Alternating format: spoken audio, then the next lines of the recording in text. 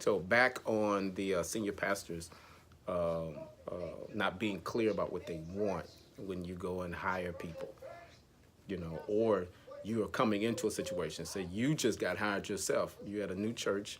There are people that are already in place. Band is in place. Directors and worship leaders are already there, and you're wanting to change the worship flow. Maybe it's not your flow, and you're interested in changing. And sometimes what we do, we go hire, some top musician to come in here who's gonna come in and fire everybody. And then you're dealing with all the volunteers who are the choirs, the singers, and the people who sing. They have to deal with all of the transition and the change. And people are gonna look for a place to put the blame. This new guy done came in, this new girl came in, she just changing everybody, taking everybody out of positions or whatever. Or senior pastor is hiding back in the back, making all of the moves, but he won't come out and talk to his people. Right. Talk to your minister of music that ain't working out. Hey, I ain't feeling this. This drummer, Negro he ain't never on time, or he don't never show up. Giving the people a reason to relax. Yeah. So you begin to initially have a conversation with the people that are there. Listen, I want to go in a different direction. I want to get your feedback. You've been here before. I've been here, and I'm going to bring, or I'm looking at bringing, Vashawn Mitchell, whoever. It could be anybody. And this is how this change is going to affect you. And you give a chance for people lid to raise, to say, okay, we got to raise up, we got to be on time, we got to go in a different direction. Somebody else is going to be given leadership, or take the people you already got and bring them up. Do a series of workshops. Have some people come in if you don't understand music or know music ministry enough to do it yourself. But you have to have the conversations with the actual team and not be talking through a third party to come in and clean it up. And then when that person leaves, to come to the number, you there and they still there. Now y'all both looking at each other, because everybody know when the pastor ain't happy. When you doing all this stuff and the music is going in one direction, the worship experience is doing something else, and the pastor's trying to flow somewhere else, and it don't connect. Now Barack Obama got to fix what Bush messed up. You understand? So you get this sentiment when you come in. People are, like, here we go again, man.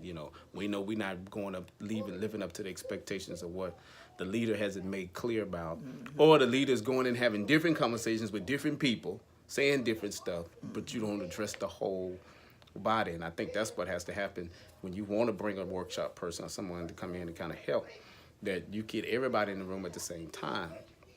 And then when it don't work after that, and we've done all we can to rehabilitate and help, then you start saying, maybe we need to deduct, maybe we need to do some subtraction, some people that don't fit, But I would never recommend just coming in and just slicing it and cutting everybody, because the people you might need might just need to be upgraded in their thinking, That's it. Teacher. Oh, I'm sorry.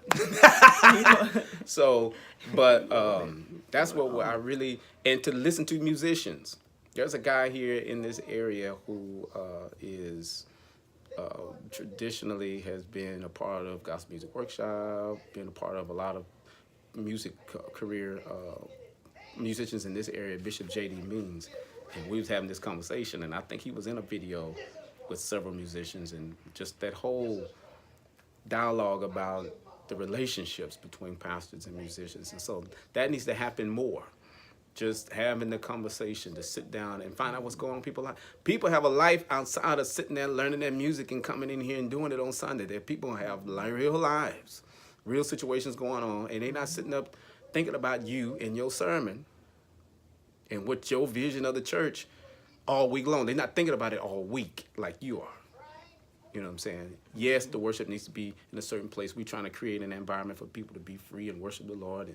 And you as a senior pastor, I got a vision. I'm trying to work this and trying to bring everybody to this place.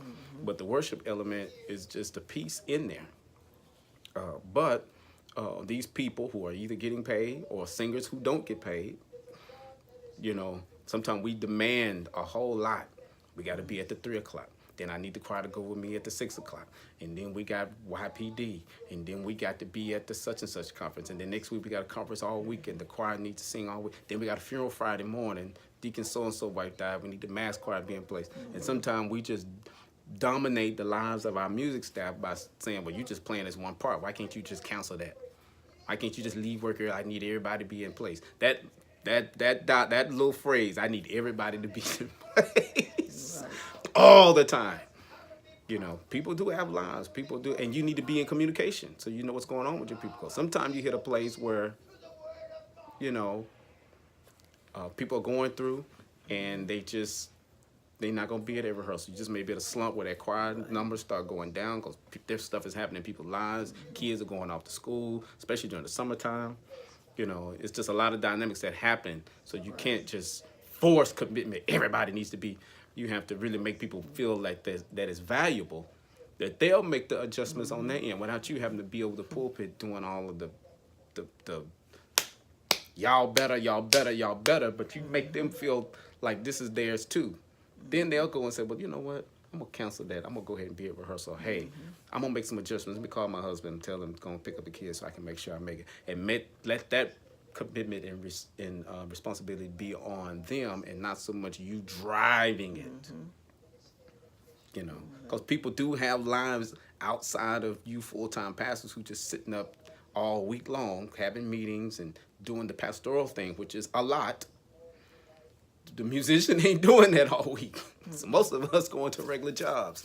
So we're not back in music mode until 2 or 3 days later after Sunday to get back in there. So I think we have to understand what's going on with people personally so that as seasons change and people come and go, sometimes it's time for people to leave. So Oh, the doors of the church.